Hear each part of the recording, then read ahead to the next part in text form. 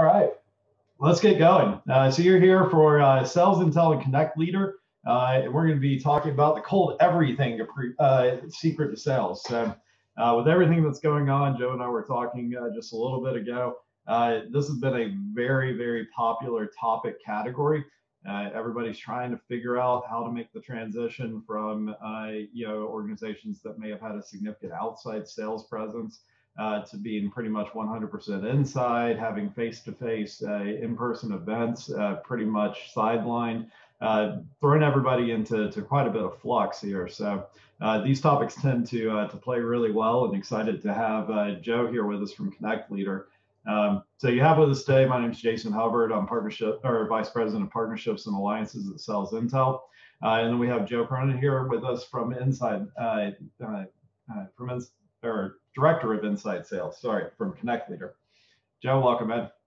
Hey, thanks, Jason. Yeah, awesome to be here. I would talk about this on a Saturday at 10 a.m. because I love talking about this stuff, because it really makes a difference for, at the SDR level, at the sales rep level, at the sales management level, at the company level.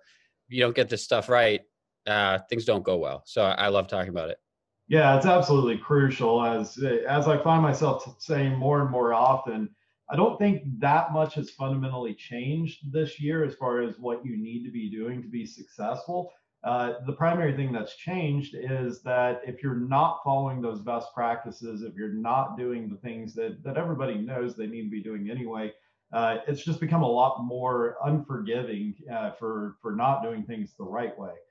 So whereas a lot of people may have been able to get away in the past with, going the easy route, just loading in a whole bunch of people, spraying and praying and hoping for the best, it's become awfully unforgiving with that strategy. But most everybody knows the things they need to be doing, and it's just a matter of actually sitting down and doing it. And the biggest change probably is just need to do more of it this year, because you don't know what's on the other side of the phone or the email. And there are situations beyond your control that where you would have gotten a conversion last year, you won't get it this year. Absolutely. Absolutely. All right. So quick agenda. We're going to talk really briefly about optimizing your pre-outreach research and personalization at scale. Then I'm going to hand it over to Joe. He's going to talk about tools and tricks to make you a prospecting superstar. Talk a little bit about building the perfect multi-channel cadence strategy, and then we'll wrap it up by building your cold everything tech stack. Of course, you need the tools in order to be able to effectively implement and execute on these things. All right, personalization at scale. So, this is one of those classics. Everybody knows they need to be personalizing, they need to be segmenting. And so, it begs the question that this day and age, at this point, everybody's heard this so many times. Why in the world are people still not doing it? And the easy answer is it isn't easy to do.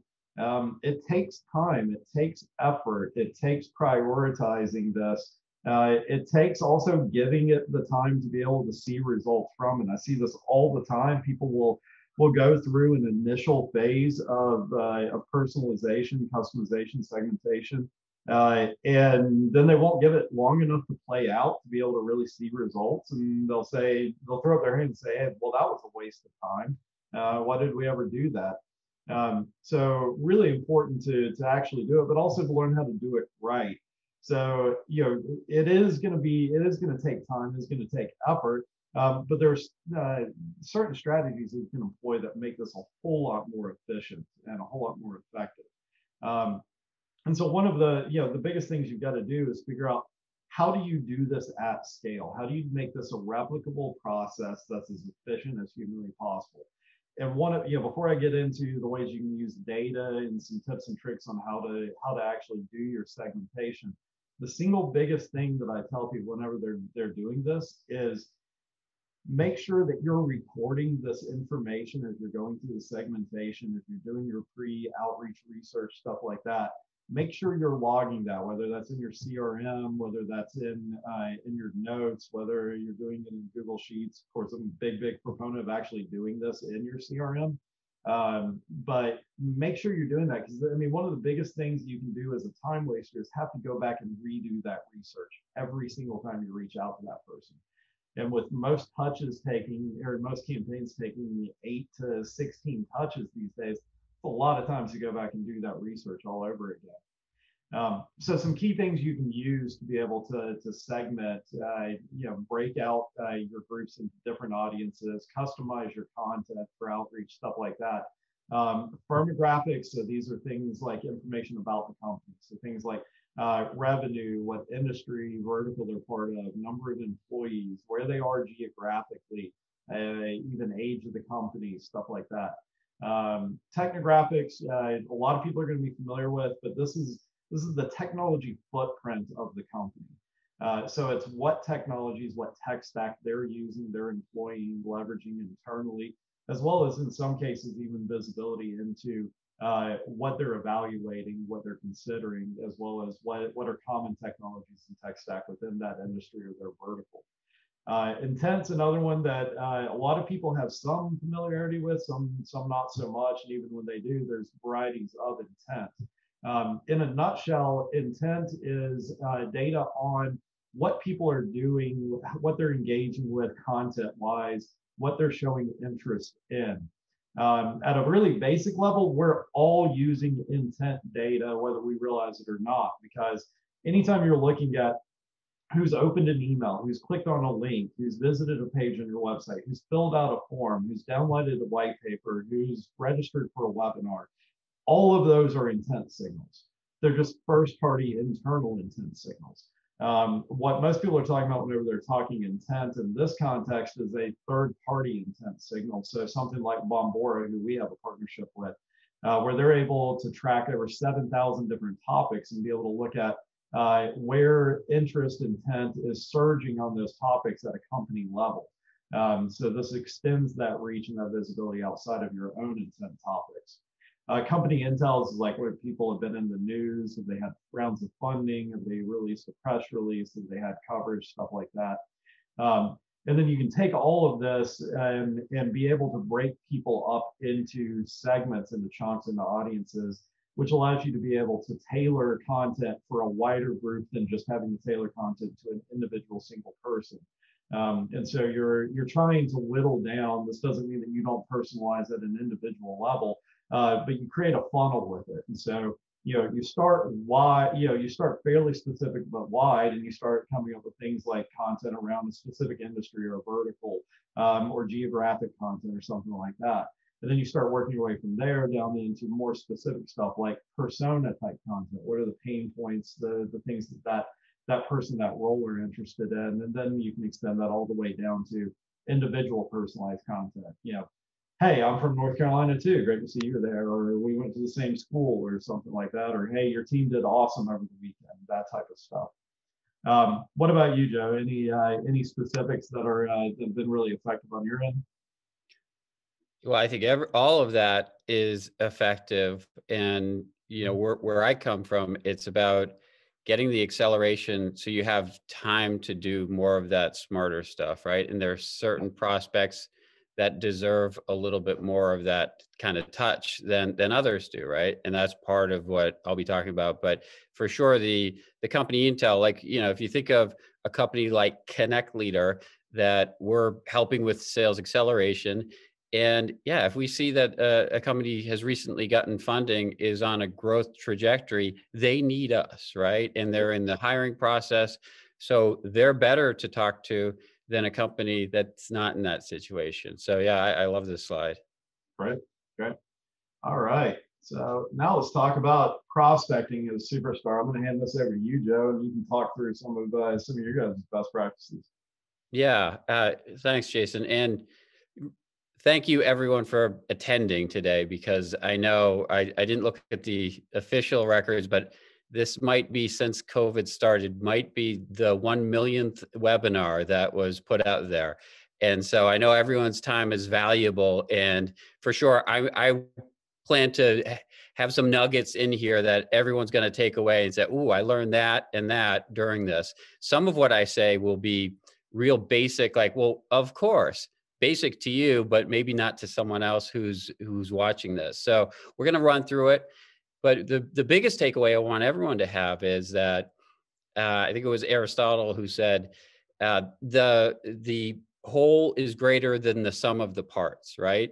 That my company, we're known for dialing. We do a lot more than dialing. We do email, we do everything, but we're known for dialing because many of our customers, for example, we have software companies that they'll pay for about 75,000 conversations a year from us. So we're all about dialing, we're all about conversations, but we definitely do not believe that you should just buy dialing. You need to do everything together. And that's where the magic happens. So that's what we're going to talk about is first, dial smart. That's what Jason's talking about, doing the segmenting, dial based on the intent, dial based on good data that you get from sales intel. Don't be dialing and emailing to garbage data and letting your reps suffer through that. So that's number one, dial smart. Next is dial fast. And that's one of the products that my company sells, is a technology that allows you to be able to have 6 to 10 B2B conversations in 1 hour. That's compared to a typical rep out there that they might only get 3 to 5 conversations in 1 day of dialing. You need to do some fast dialing. I don't care if it's with Connect Leader. There's another competitor that does what we do. You need to do some fast dialing some of the time, probably to hit your addressable market. So people should be thinking about that to be able to make sure they can do all the other smart stuff that we're going to talk about, including sometimes it's really stupid to dial as fast as what I just said, of having 6 to 10 conversations in an hour. You need a little bit of time to get your head together and say, I know I want to do this follow up, and be real smart about what I say on the phone. Dial with email. That is, something that is a little bit, 2018 in terms of companies figured out that it can't just be an all dialing strategy, that we need to back up dialing with both email, before the dial and then after the dial as a follow-up. And there really is magic that happens there, that Jason, if I am trying to get to you and it's a cold call, you don't know who I am, and I'm just blah, blah, blah, you've never heard of me before, versus, hey, Jason, I'm following up on an email regarding XYZ. Are you going to maybe give a little bit more of a listen to that second version I just gave you? Yeah, absolutely. And I mean, I'm reminded of a webinar I did with Vingresso, and they were talking about how their research shows that if you increase your number of channels that you're reaching out on by 2, you'll see a 3 to 4x increase in connections and engagement. And so, I mean, you hear all kinds of anecdotes of like, email does not work for me. Like, I'm not getting any replies on that, or I'm getting all of my engagement, all of my meetings set off of LinkedIn. So I'm just going to focus on that one channel. And like, what they don't understand is, whether they're primarily talking to people in one channel or another, that does not mean that they're not hearing or seeing you on those other channels. And it's absolutely having an impact on your success on that channel where you're seeing most of the success. Yeah. And that's part of who this webinar is for.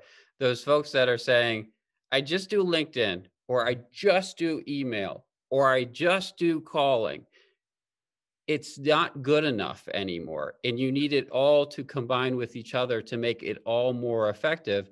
And ultimately, are you really deciding that the person that only picks up their phone but mostly deletes emails or doesn't look at social, are you deciding that you're just not going to take them on as a customer, that you don't want them as a customer? It's kind of silly to think that you'd be all one thing. So that's what we're talking about when we talk about cold everything. Both, you have to make sure you're trying to get through on all channels, but all channels should be supporting each other.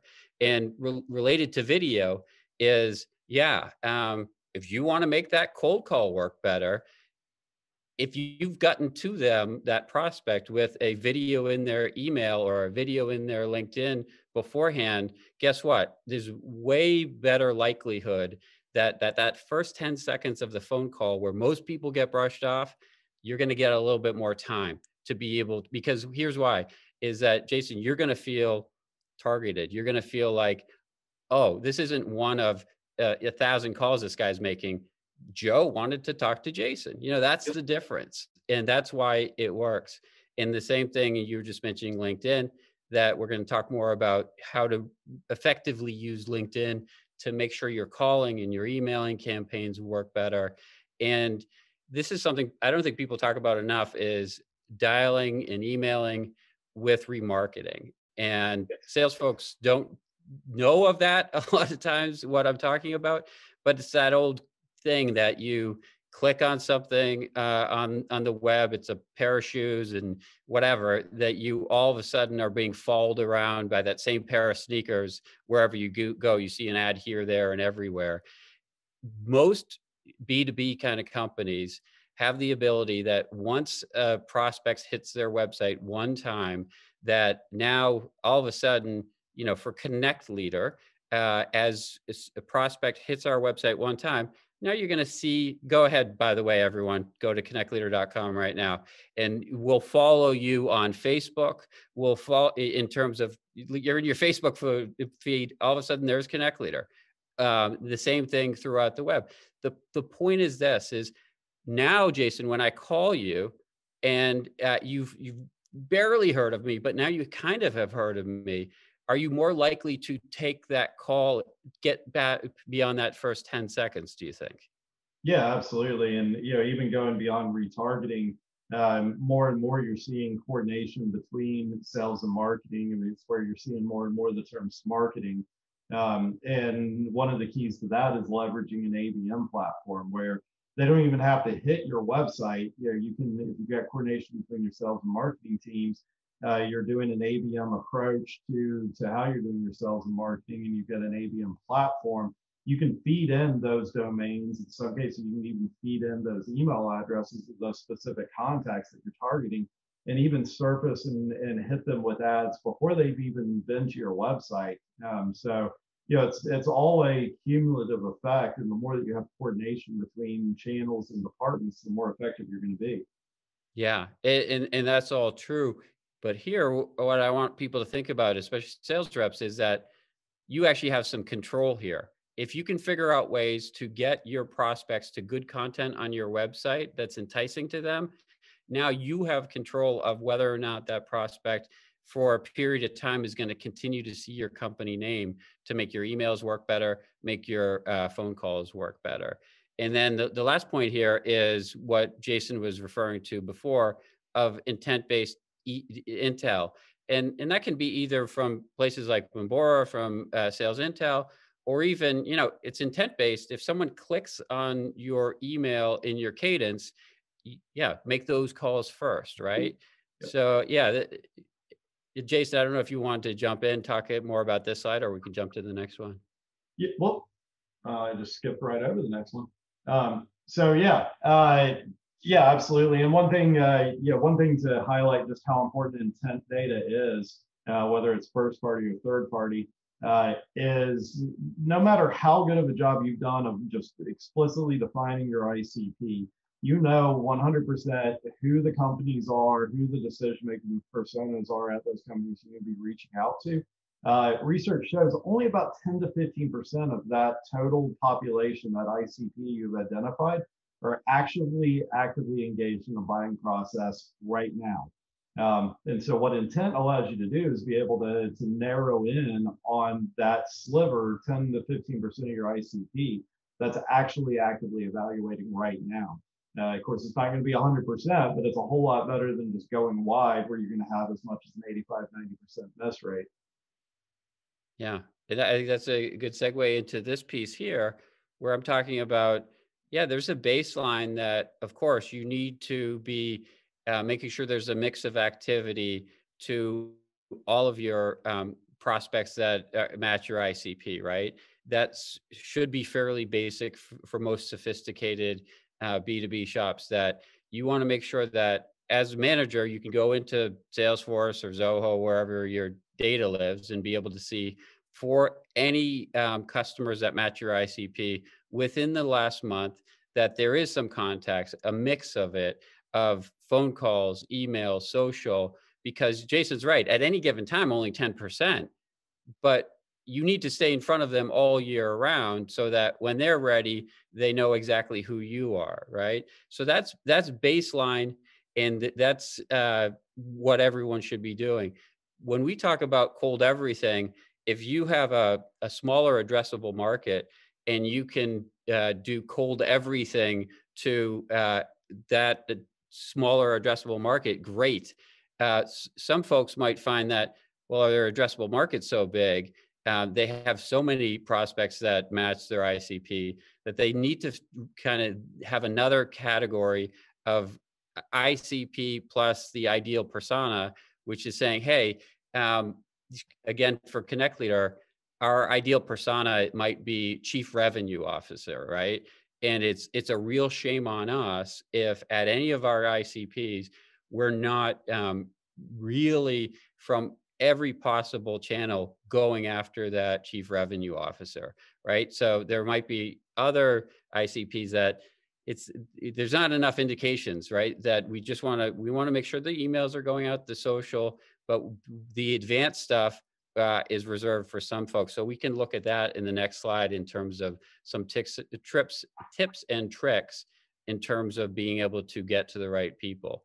And some sales folks are more sophisticated than others when it comes to the social, but starting off with, right, like any of your ideal prospects and those ideal personas, if you're not going to LinkedIn, seeing if they're there, and then figuring out where there might be a connection or something interesting about that person, you're making a mistake, because you should be referencing that in an email or in your LinkedIn connection request, which there's a value to that we'll talk about in a moment.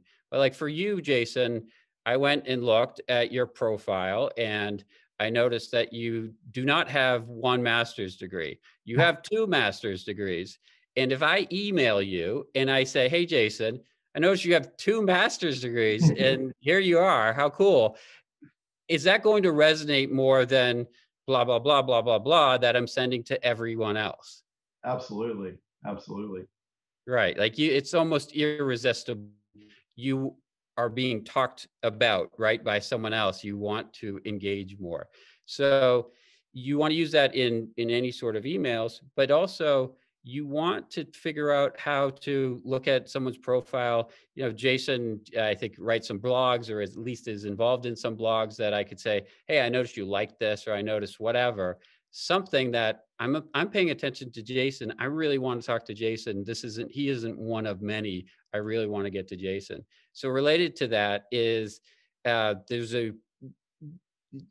use that to also connect to the person, because once you connect, there's a power to be able to actually, hold on one second.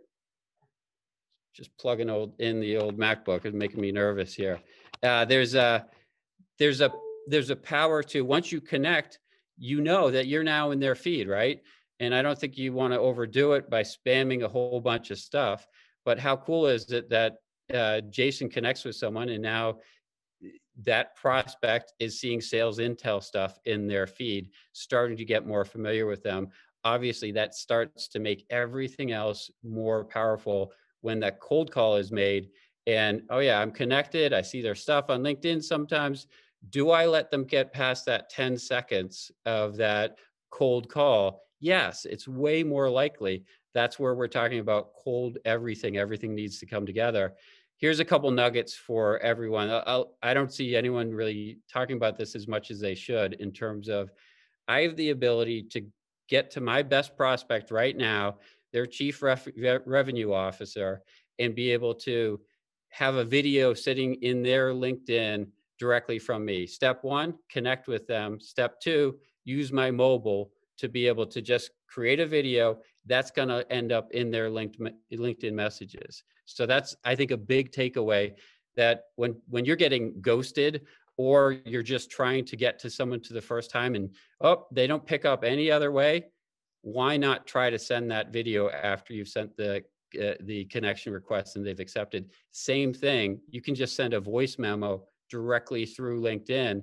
If for whatever reason You don't have their direct dial. You can't get to them. So it's really powerful as far as that goes. Um, let's see here. And then, one creative thing you can do is create content that's, let's say you're selling in cybersecurity. You might put it in a post that you would think would be relevant to your prospects, and then maybe tag some of your prospects in that post, and you're going to start to be seen. You have to be careful doing that, but it's something that can be powerful for sure. Thoughts, Jason, you have on anything that I just mentioned there? Yeah, I mean, the video piece is a big one. It's been a big focus for us this year, especially the second half of it. And it's virtually every day I see one of my reps sharing something where, hey, I've been pounding at the door of this person, could not get anywhere with it, sent them a video, and now I've got a meeting. So video is absolutely huge. One I had not heard of or even thought of until a few weeks ago. People are starting to leverage Cameo to try and get their foot in the door and break through the noise, which I thought was super creative and a context and use I hadn't even considered. And then the part that you were talking about, like doing the research, finding something relatable to reach out to them, stuff like that. It serves several different functions. I mean, one is just, like you talked about, you're building a relationship. You're making them know that you're actually taking the time. They're not just taking number, like you're actually taking time to research them and stuff like that. But another one that's underappreciated is a psychological phenomenon called reciprocation. So if somebody does something for you, we're biologically built to want to reciprocate, to give something back to them. And the fact that you've done that research, you've made that effort, makes people, from a psychological standpoint, feel like they're indebted to you. And that the least they can do is give you a little bit of time to be able to talk to them. And so, yeah, absolutely. I mean, there's a lot of reasons why this stuff works, and it is so effective. Yeah, and related to that is the next item here is cold email, and one of the top Oops. things here within that same slide is within cold email, there is the idea of creating a video there, right? So if you are not familiar with Vidyard, you should go out and look it up. It's just an easy Chrome plugin, hit record. All of a sudden you have a video that's embeddable in an email that you can send. They don't even charge for the, freemium kind of version. But same thing to Jason's logic there that, oh, wow, this person just actually created a video for me, really has something to say to me specifically. The idea is that they're going to be more likely to watch that email. And there's a lot of executives that, they're going through a lot of dense emails. They can almost take a break and watch your 2-minute video. And so it's one more way to make your emails work. But then again, when you make the phone call and you can reference that to get past that first 10 seconds and to actually turn your phone call into a converted call, that's what matters here. So as we move along here, cold calling, of course, you want to do it at all levels, like I talked about before, really fast, like we do with agent assisted dialing, plus the slower dialing as well. That makes sense to be really careful. But all cold calling needs to be supported by at least email, and it should be social as well. And then I have a bullet here for cold text, which is just, hey, when text works, not most of the time for B2B, when it does work, I think, is those old opportunities that have become cold that you need to follow up on. Cool. And we're running a little short on time here, so let's get through this one so that we hopefully have a little bit of time to answer any questions anybody has. Yeah. And we talked, most of this we've talked about, right? That there's the baseline, do the email, phone, social. And then for extreme, this is kind of what we've already talked about. You see social swarm. What that means is, hey, if there's a particular account you're trying to get into, why would you not try to link in with essentially everyone over there that matters? Like, why are you holding back on doing that? Because you're ultimately probably going to at some point get a referral to get in a door that you need to get through. And then the other thing is, when it comes to cold everything, it's not just your buyer you should be getting to. It should be start from the top sometimes and start from at the rep level or at the admin level, whatever it is. you need to, in some cases, to get to your best customers, just go in at all angles. Yep.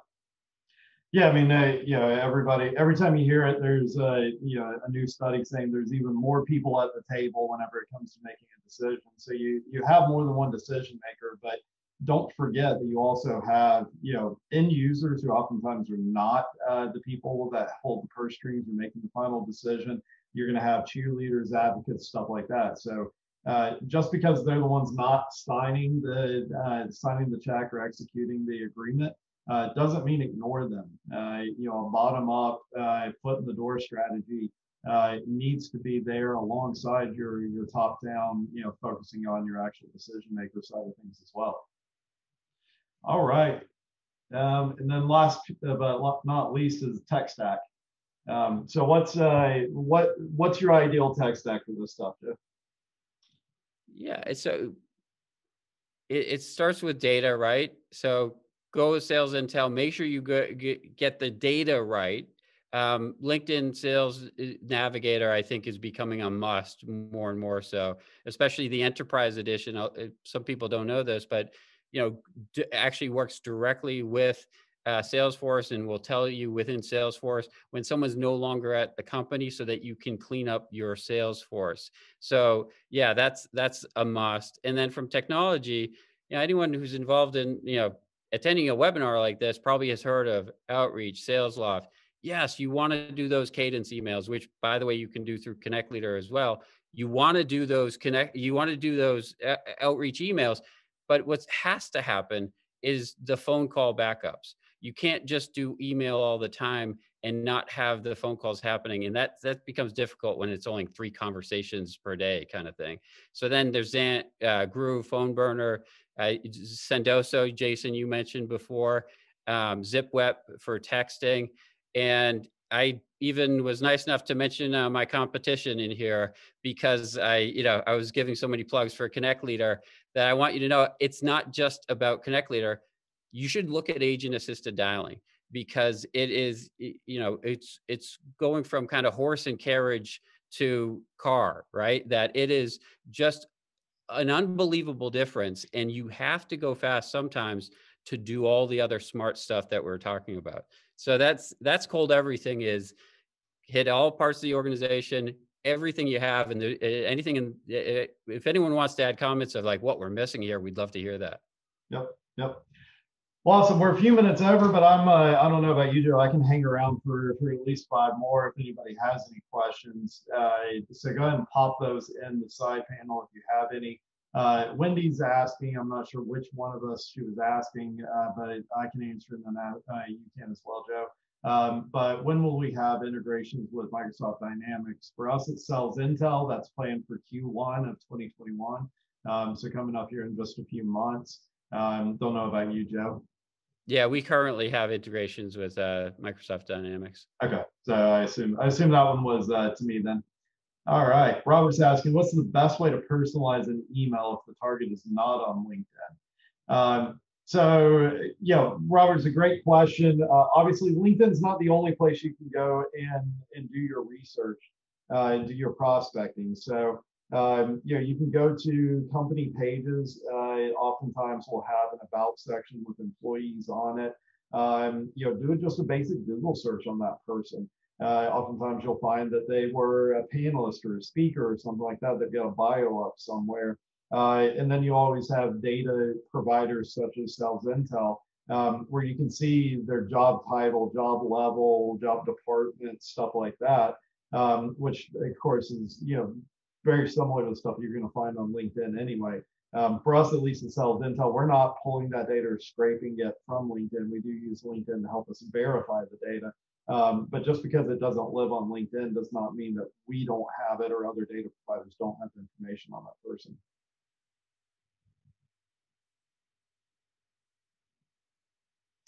All right. Oh, Ben's asking if I would go back 1 slide. Ben, let me do that for you. Oh. There we go. All right. Any other questions from anyone? Ben, did you have anything on the slide that you wanted to answer?